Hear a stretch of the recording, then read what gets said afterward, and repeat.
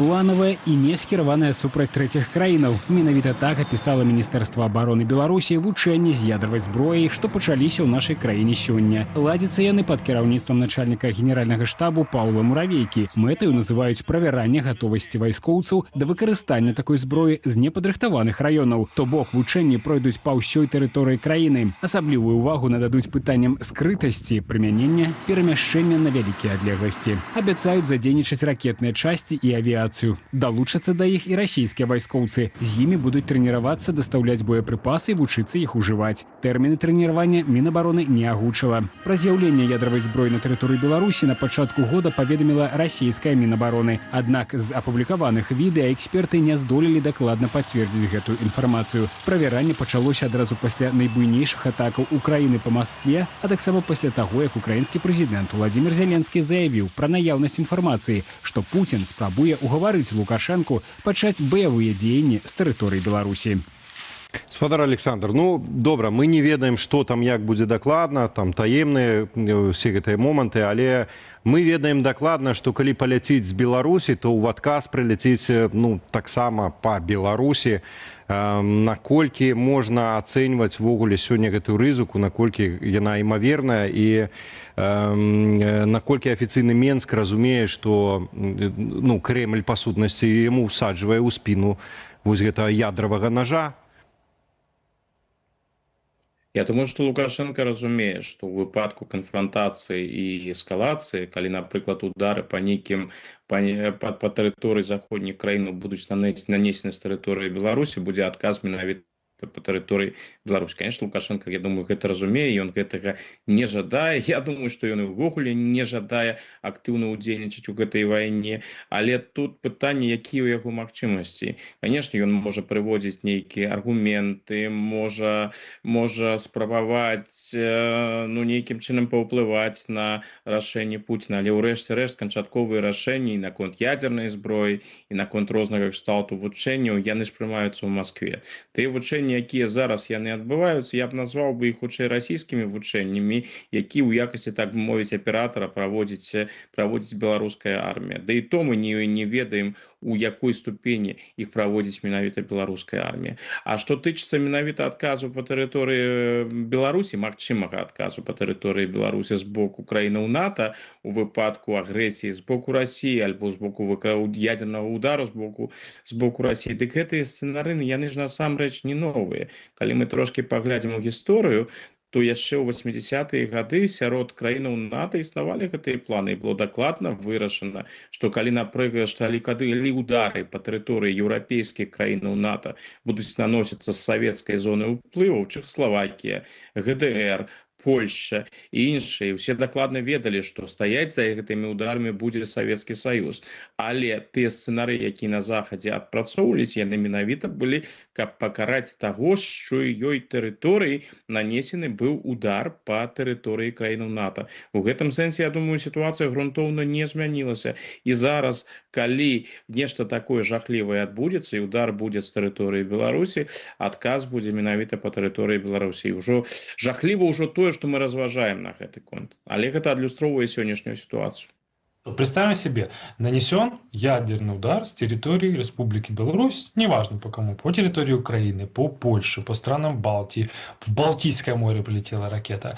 Это автоматически снимает какие-либо ограничительные меры, например, с территории Украины, с украинского правительства. И тогда я придерживаюсь исключительно вот такой стратегии. Если бы я был на месте президента Зеленского, и вот произошло то, что произошло, я моментально, в ту же секунду, вызываю ваших белорусских доброохотников, которые воюют за Украину, полк Костюся Калиновского, и говорю так: ребята, вы здесь больше не нужны. Вы нужны своей стране. Вот вам оружие столько, сколько сможете унести. Возвращайтесь через Киевскую область, через Вильчу, Александровку, что там, Мозырь.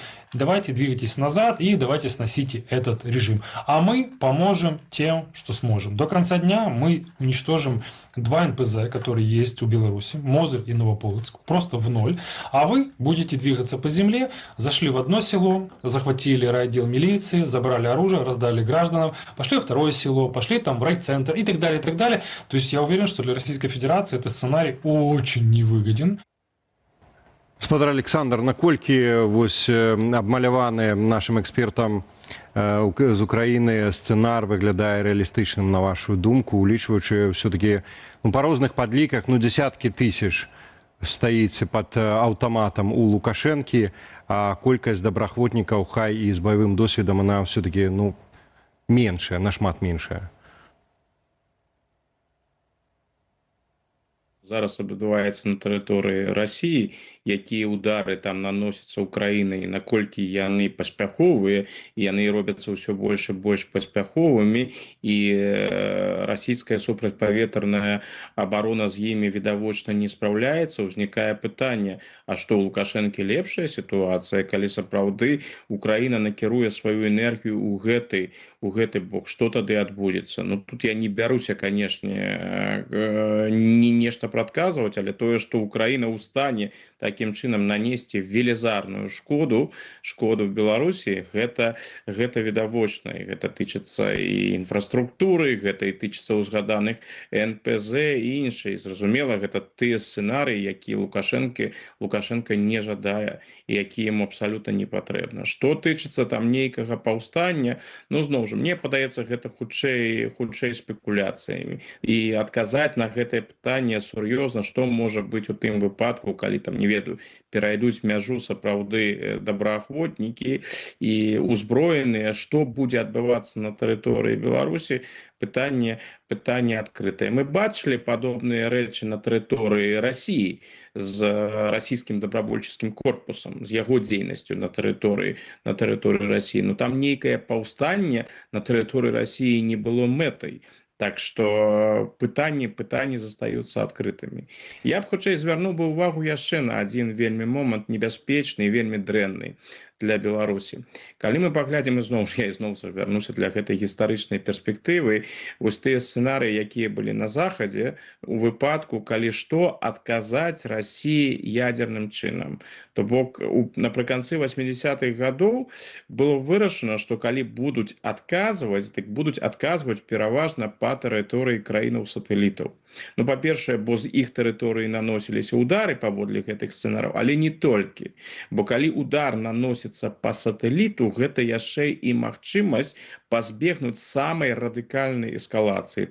То бок, вось вы ударылі, не ведаю, там па тэрыторыі Федэратыўнай Рэспублікі Германії альбо па тэрыторыі Італіі, мы адказалі ў 80-е гады ударам па тэрыторыі ГДР альбо па тэрыторыі Чэхаславакіі. І зараз у нас ёсць магчымасць, мы можам спыніцца і паспрабаваць усё ж такі вырашыць гэта ўсё больш-менш мірна, альбо, і гэты шанец у нас яшчэ прамежкавы ёсць, але калі ўжо удар нанесены па тэрыторыі самога Савецкага Саюзу, альбо ў гэтым сённяшнім выпадку па тэрыторыі Расіі, то ўжо магчымасці для дээскалацыі няма. І вось Беларусь можа быць менавіта гэтым прамежкавым крокам, калі удар расійскі будзе нанесены менавіта з тэрыторыі Беларусі, гэта значыць, што ў адказ будзе удар хутчэй за ўсё з боку заходняга па тэрыторыі Беларусі, і вось абмяняліся ударамі, і ў гэты момант яшчэ Расія і заходнія краіны могуць паспрабаваць нейкім чынам дамовіцца.